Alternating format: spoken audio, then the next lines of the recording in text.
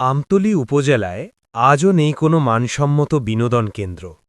শিশুদের জন্য একটি ছোট পার্ক থাকলেও সেটি অত্যন্ত সীমিত এবং পর্যাপ্ত সুযোগ সুবিধা থেকে বঞ্চিত। এলাকাবাসীর অভিযোগ, পরিবার নিয়ে একটু ঘুরতে যাওয়ার মতো সুন্দর, নিরাপদ এবং আকর্ষণীয় কোনো জায়গা নেই আমতলীতে।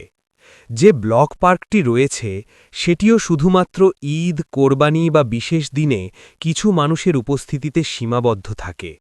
বছরের অন্য সময় সেখানে নেই কোনো প্রাণচাঞ্চল্য, নেই বিনোদনের পরিবেশ, না বসার কোনো ব্যবস্থা, না আছে শিশুদের খেলার সরঞ্জাম। দুঃখজনক হলেও সত্য, অনেক সময় পুরো এলাকা জুড়ে ময়লা আবর্জনা জমে থাকতে দেখা যায়। নিয়মিত পরিষ্কার পরিচ্ছন্নতার অভাবে পরিবেশ দিন দিন নোংরা হয়ে পড়ছে, যা শিশু ও পরিবারগুলোর জন্য ঝুঁকিপূর্ণ এবং দর্শনার্থীদের নিরুৎসাহিত করে।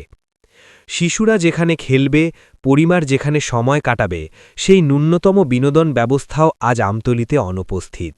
স্থানীয়রা বলছেন, বিনোদনের অভাবে তারা প্রায়ই অন্য জেলায় যেতে বাধ্য হন। এতে যেমন বাড়ছে খরচ, তেমনি নষ্ট হচ্ছে সময়। দীর্ঘদিন ধরে এলাকাবাসীর দাবি, আমতলীতে একটি আধুনিক শিশু পার্ক, একটি পূর্ণাঙ্গ বিনোদন কেন্দ্র এবং আকর্ষণীয় পর্যটন স্পট গড়ে তোলা হোক। কারণ বিনোদন শুধু বিলাসিতা নয়, এটি মানুষের মানসিক প্রশান্তি ও সামাজিক জীবনের একটি গুরুত্বপূর্ণ অংশ।